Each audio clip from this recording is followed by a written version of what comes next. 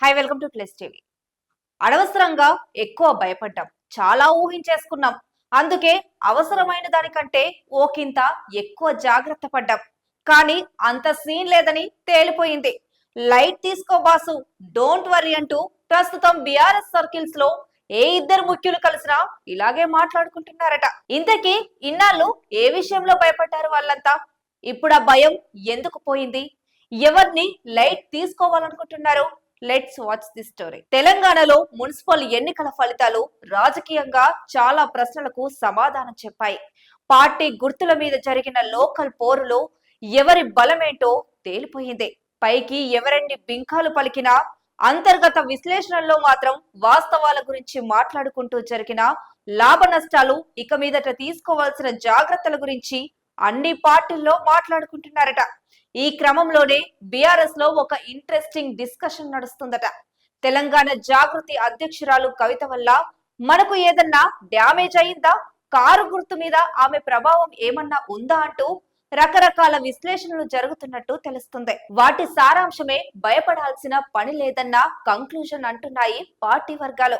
మొన్నటి మున్సిపల్ ఎన్నికల్లో all India forward black తరపున పోటీ చేశారు కొందరు కవిత అనుచరులు. ఎక్కడ వాళ్ళ ప్రభావం తమ మీద లేదన్న నిర్ధారణకు వచ్చారట బీఆర్ఎస్ పెద్దలు. పార్టీ నుంచి బయటకు వెళ్లిపోయాక కవిత మాట తీరు, ఆమె దూకుడు చూసి ఈ ఎన్నికల్లో ఆమె ప్రభావం ఎంతో కొంత ఉంటుందని, అక్కడక్కడ గెలుపు అవకాశాలు దెబ్బతింటాయేమోనని భయపడ్డారట బీఆర్ఎస్ లీడర్స్. కవిత పార్టీ నుంచి సస్పెండ్ అయ్యాక పార్టీ గుర్తుతో జరిగిన మొదటి ఎన్నికలు కావడంతో సహజంగానే కంగారు పడ్డామని, అంత అవసరం లేదని ఫలితాలే చెప్పాయని మాట్లాడుకుంటున్నారు గులాబీ లీడర్స్. ఆమె వల్ల ఎన్నికల్లో తమకు ఎలాంటి లాస్ లేదన్నది వాళ్ళ అభిప్రాయం. 10 ఏళ్లు అధికారంలో ఉండి ఇప్పుడు ప్రతిపక్షంలోకి వచ్చిన కారు పార్టీ గత లోక్సభ ఎన్నికల్లో పూర్తిగా విఫలమైంది. 2 ఏళ్లుగా కాంగ్రెస్ ప్రభుత్వాన్ని గట్టిగానే విమర్శిస్తోంది. సహజమైన ప్రభుత్వ వ్యతిరేకత, విపక్షానికి ఉండే పొలిటికల్ అడ్వాంటేజ్ అన్నీ కలిసి ఇక నుంచి ఏ ఎన్నికలు జరిగినా తమకు మెరుగైన ఫలితాలు వస్తాయని అనుకుంటున్న టైంలో కవిత ఎపిసోడ్ పార్టీని డిఫెన్స్ లో పడేసింది. పార్టీ అధ్యక్షుడి కుమార్తె మొన్నటిదాకా కీలకంగా వ్యవహరించిన నాయకురాలు కావడం, బయటికి వెళ్ళాక ఆమె బీఆర్ఎస్ టార్గెట్ నే మాట్లాడడం వల్ల ఏం చెయ్యాలో అర్థం కాని డైలమాలో ఉండేవారట పార్టీ నేతలు.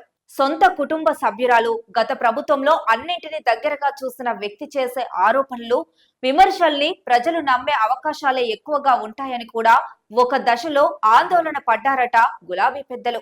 ఇదే సమయంలో జూబ్లీహిల్స్ ఉప ఎన్నిక జరిగినా అందులో కవిత ఎంటర్ అవ్వకపోవడంతో ఊపిరి పీల్చుకున్నారు.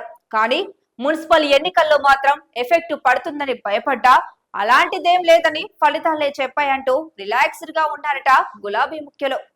కవిత వల్ల తమకు ఎక్కడ డ్యామేజ్ కాలేదన్న నిర్ణయానికి రావడంతో పాటు ఆమె విషయంలో ఇప్పటి వరకు తాము వ్యవహరించిన తీరు కరెక్ట్ అని కూడా భావిస్తున్నారట. ప్రభావం లేదని తేలిపోయింది కాబట్టి ఇక ఆమెను లైట్ తీసుకోవడమే బెటర్ అన్న చర్చలు జరుగుతున్నాయట పార్టీలో. బీఆర్ఎస్ లో ముఖ్యంగా కేటీఆర్, హరీష్ రావుని అంతకుముందు టార్గెట్ చేసిన కవిత మెల్లిగా తండ్రి కేసీఆర్ ని కూడా ఆ పరిధిలోకి తీసుకువస్తున్న టైంలో ఆమె పొలిటికల్ స్టామినా ఏంటో ఈ ఫలితాలు చెప్పేశాయని, ఇక మీదట ఎంత రెచ్చగొడుతూ మాట్లాడినా మనం మాత్రం స్పందించవద్దని అధిష్టానం నుంచి పార్టీ నాయకులకు మౌలిక ఆదేశాలు అందాయట.